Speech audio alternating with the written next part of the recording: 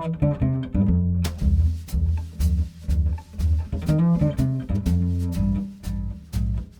table saw I'm going to be using, it's a Makita 2708. It's about 20 years old. It runs at 4,500 RPM, 12 amp motor, and it's a 8.5 inch blade.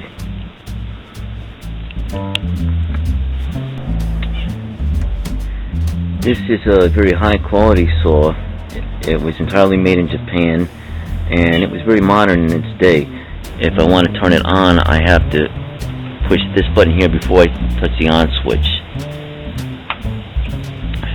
The off, it's obvious, you can see it's larger than the on, so it's making sure that you can see that in the case of an emergency.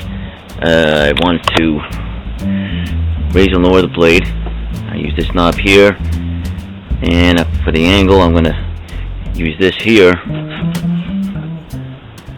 and get whatever degree I want. It's very solid, locks very well.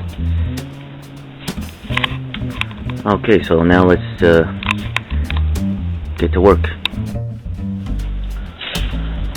So before we start this, just a couple of things that I wanted to mention. One is, of course, safety first, always. If you have the manual that you saw, that came with your saw, read it, read everything, so you know everything that could possibly go wrong, how to fix it or whatever. Always be careful about putting your hands near any moving parts. Common sense, and just remember, you want to end up with the same amount of fingers that you had before you started. So with that, I'm going to show you a couple more features of the saw. This here is the crosscut guide. If I want to make a crosscut, it fits into one of these slots. You can adjust it for the angle either way. Go on either side of the blade. Okay.